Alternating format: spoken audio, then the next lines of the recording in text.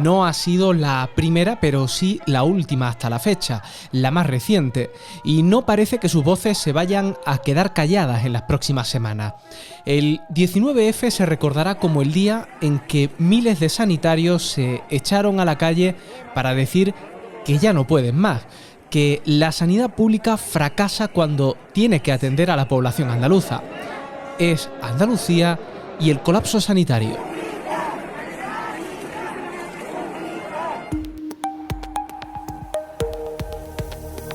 Hablando en andaluz, el podcast que pone el acento en Andalucía. La sanidad pública es noticia estos días después de la manifestación celebrada este sábado en las 8 capitales de provincia y a la que se sumaron 19.000 andaluces y andaluzas, según la policía, y hasta 75.000 según los convocantes. Quizá en esta cifra de asistentes sea difícil ponernos de acuerdo, pero hay otras donde no caben las interpretaciones. Y hoy nos proponemos hacer la radiografía más fiel a un paciente en situación crítica. Le he pedido a Christopher Rivas que me ayude a ello. Es periodista de Sevilla Actualidad y en andaluz. Christopher, ¿qué tal? Hola, Antonio. Lo primero de todo, ¿cuántos profesionales sanitarios tiene el SAS, el Servicio Público de Salud? El Servicio Andaluz de Salud tiene ahora mismo 125.218 profesionales sanitarios, según información facilitada por la Junta de Andalucía. Ahora bien, no sabemos cuántos de estos son personal fijo, cuántos personal eventual y cuántos están realizando sustituciones. La forma de comunicar los datos cambió en 2019 y desde entonces solo podemos saber con certeza el número total de trabajadores del SAS. ¿Con qué presupuesto cuenta la sanidad pública en Andalucía? El año pasado fue de 1.338 euros por habitante, lo que nos coloca en el cuarto lugar por la cola en cuanto a financiación, solo por delante de Murcia, Cataluña y Madrid. Pero es que para este año 2022 la cifra se mantiene y solo es mejor que la de Madrid. En todo caso, son 600 euros menos por habitante que lo que dedica el País Vasco a su sanidad, que es la que más invierte. ¿Y qué me puedes decir de la ratio de médicos y enfermeros por habitante en Andalucía? Pues que el número de médicos y de enfermeras de atención especializada por habitante es el menor de España, y que el número de médicos y enfermeras de atención primaria por habitante es ligeramente superior al de Murcia y al de Madrid, que ocupan a su vez los últimos puestos en la tabla. Otra cuestión importante tiene que ver con el número de camas hospitalarias. Y aquí, Antonio, Andalucía vuelve a ocupar el último lugar entre las comunidades autónomas, con 1,61 camas hospitalarias públicas por cada 1.000 habitantes. Hablemos de las listas de espera. Para la atención quirúrgica, los andaluces tuvieron que esperar el año pasado una media de 212 días, unos 7 meses. Y para que lo viera el especialista, 132 días, 4 meses y medio. Y me pregunto, ¿cómo valoramos los andaluces nuestro sistema sanitario? Pues no sale bien parado, porque el andaluz ha pasado del sexto mejor puesto en 2010 a ocupar actualmente el penúltimo, solamente por delante de Murcia. Y por último, la fuente. ¿De dónde salen todos estos datos? Antonio, estos son datos de la Federación de Asociaciones para la Defensa de la Sanidad Pública, que cada año analiza hasta 34 parámetros que nos permiten hacer el retrato más aproximado posible a nuestro sistema sanitario. Gracias, Christopher, mantente cerca porque luego vamos a explicar los principales argumentos que han llevado a los sanitarios andaluces a manifestarse en las 8 provincias. Pero quiero saludar ahora a Sebastián Martín Recio. Él es médico y uno de los portavoces de la Coordinadora Andaluza de Mareas Blancas. Sebastián, ¿ha empeorado la situación de los sanitarios en los últimos meses o incluso en los últimos años? La situación de los servicios sanitarios, desde luego, es evidente que ha empeorado mucho en los 2 últimos años.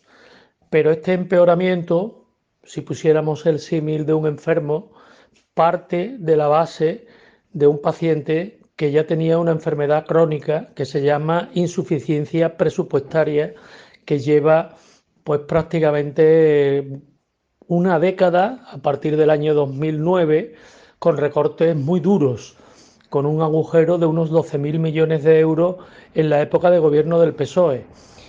Sobre esa base de unos servicios sanitarios realmente insuficientemente presupuestados, pues ha venido una pandemia. Y esa pandemia ha agravado mucho la situación asistencial porque ha polarizado todos los recursos en el tratamiento y la atención a las personas con COVID, dejando a un lado pues personas también que necesitaban y necesitan atención continuada. Me refiero a los enfermos crónicos, cardiovasculares, neurodegenerativos, osteoarticulares, broncopulmonares, que no han tenido, digamos, la atención normalizada por la situación de la pandemia. Entonces, los servicios sanitarios han empeorado mucho por las dos condiciones, de dónde veníamos y la pandemia donde nos ha ubicado. Si la situación para los profesionales no era buena antes y lejos de mejorar ha empeorado, ¿diría usted, como apuntan algunos, que el sistema andaluz de salud está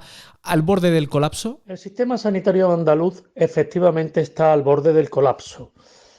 Entendemos el colapso cuando una persona pues lleva 2 años esperando para que le hagan una prueba diagnóstica o una intervención de cataratas.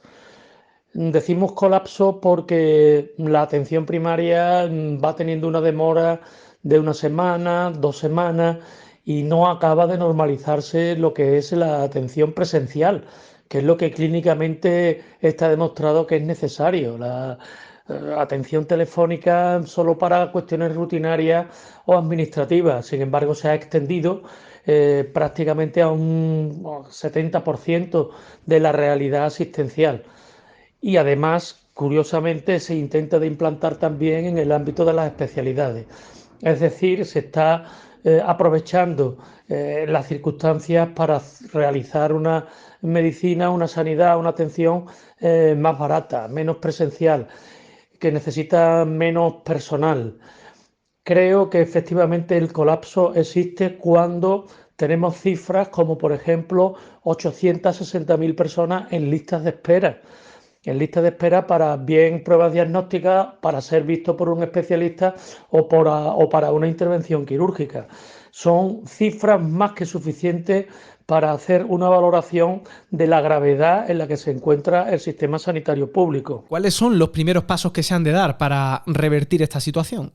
Para revertir esta situación, lo primero que hay que hacer es un plan de choque, aprovechando esos llamados superávit de los que presume el gobierno de Juanma Moreno y también de los fondos europeos reclamar para ese plan de choque. Ese plan de choque requeriría como mínimo un reforzamiento grande de la atención primaria de salud con la contratación de al menos 4.000 profesionales sanitarios para que se pueda garantizar una atención en un máximo de 24 o 48 horas a la persona que va al centro de salud y que esa atención sea al menos 10-12 minutos.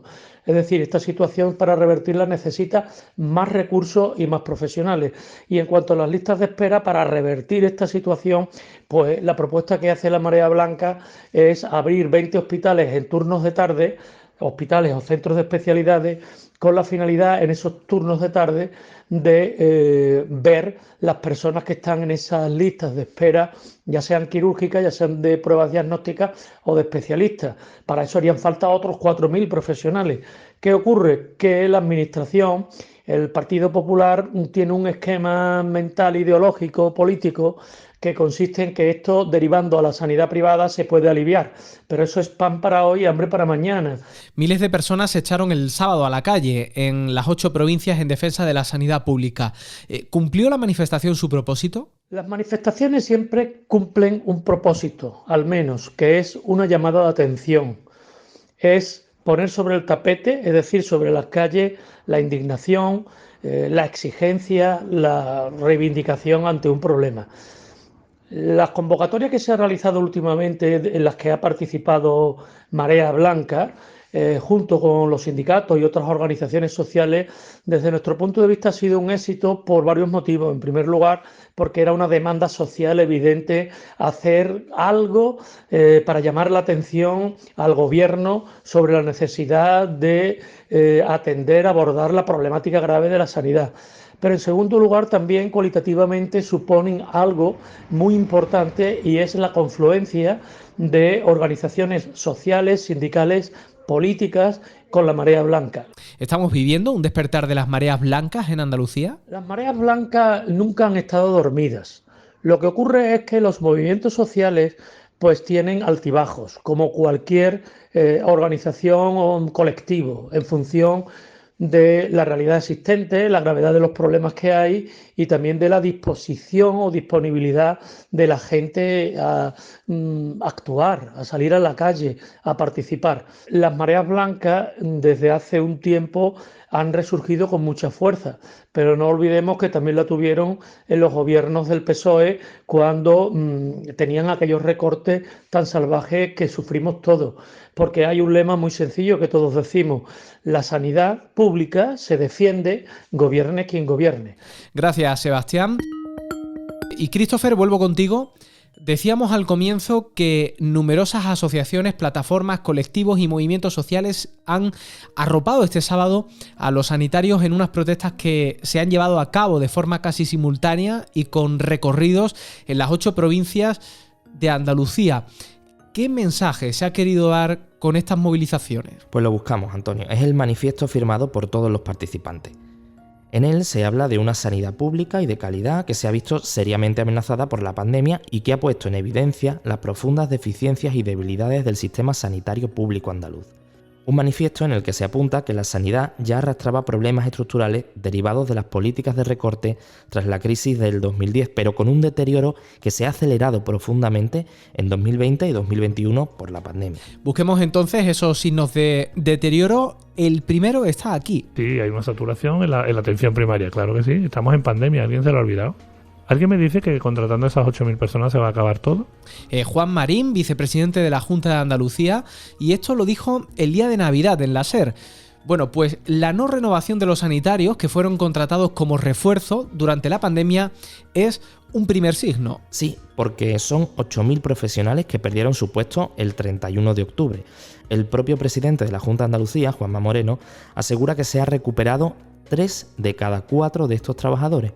Pero médicos, enfermeros y sindicatos le acusan de mentir porque los datos no encajan con la realidad. Incluso van más allá. Por ejemplo, Comisiones Obreras mantiene que unos 600 enfermeros y enfermeras se han desplazado a Cataluña al quedarse aquí sin empleo. Y de una polémica a otra, las contrataciones de Navidad han estado en el punto de mira. La Consejería de Salud ha contratado a los sanitarios por días durante la Navidad. Han sido contratos de menos de una semana y con un sueldo de 300 euros brutos. De esta forma, el SAS se ahorraba tener que pagarles los fines de semana. De hecho, en algunos casos, y a su finalización, los sanitarios encadenaban otro contrato por otros 5 días. El Servicio Andaluz de Salud dice que han sido contrataciones puntuales para cubrir bajas y como ocurre en cualquier otro sector. También en Navidad y en plena sexta ola de la pandemia escuchamos cómo se le pidió a médicos jubilados que volvieran al trabajo. Y esa forma de reforzar la sanidad también ha encendido la mecha. Salud buscó a médicos de hasta 70 años que ya se han jubilado y les pidió que se reincorporaran a su especialidad para trabajar como refuerzo. Y todo mientras seguían cobrando su pensión, claro. A los médicos de familia también se les ha pedido echar más horas. Y que su jornada alcance las 12 horas diarias. Es un programa voluntario que empezó el 1 de enero y que invita a los médicos de familia a alargar su jornada laboral hasta las 12 horas al día a cambio de un máximo de 2.000 euros más al mes, lo que significa trabajar gratis a partir del 9º día. Con un doble objetivo, atender a más pacientes cada jornada y paliar la falta de profesionales sanitarios en los centros de salud. Y estas son solo algunas de las razones de los sanitarios para echarse a la calle, porque dicen hay más. Como el traslado obligatorio de médicos especialistas entre hospitales, el alto número de contagios entre los sanitarios durante la última ola de la pandemia y un salario que, sin contar las guardias, se sitúa entre 200 y 500 euros por debajo del salario medio neto estatal para los facultativos. Gracias, Christopher. Compare, mire dónde estábamos en el 18-19, mire ahora, mire, deme parámetros que no hayan progresado adecuadamente, que no sean objetivos, y verá como usted cómo no lo encuentra. Somos los garantes nosotros del sistema sanitario público de Andalucía. Si consideramos a Andalucía como el paciente, este es el último parte del doctor. Es el diagnóstico que de la sanidad pública andaluza hace el consejero Jesús Aguirre. Pero para la oposición, la realidad va por otro lado. No le convencen las explicaciones. Y el despertar de las mareas blancas nos lleva a pensar que el de la sanidad pública, será uno de los principales temas de debate. Al menos hasta que se celebren unas nuevas elecciones en Andalucía. Cuando se celebren. Lo que no sabemos es si, hasta entonces, el mérito será mantener al paciente en sus constantes vitales. Hablando de Andalucía y haciendo periodismo en andaluz. Hazte socio, hazte socia, para que Andalucía cuente, en andaluz.es. Andalucía, colapso sanitario. Es tema de conversación en Andalucía estos días y ahora ya tienes todas las claves. Y quiero recordarte que si eres socio o socia o te registras, recibirás cada nuevo episodio en tu correo electrónico a través de nuestro boletín. Podrás escucharlo con unas horas de antelación con respecto al resto de lectores. Y también tienes cada nueva entrega en la aplicación que uses habitualmente para escuchar tus podcasts favoritos. Esta semana hemos sabido que la Administración ofertará hasta 3.000 plazas de docente para este año y en nuestra web te contamos todos los detalles de la convocatoria. Además, te contamos la historia de Francisco Campo, el neumólogo andaluz que ha participado en la redacción de la que podríamos llamar la Biblia de la patología del sueño. Y por supuesto, te contamos quiénes recibirán el próximo lunes 28 de febrero, Día de Andalucía, las medallas de nuestra tierra y a quiénes serán nombrados hijos predilectos de nuestra comunidad. Todo esto ya lo tienes en nuestra web, en andaluz.es. Gracias, Fran. Enhorabuena a todos los galardonados y a ti, andaluz, andaluza. Feliz Día de Andalucía. Y recuerda que en el próximo programa seguimos hablando en andaluz.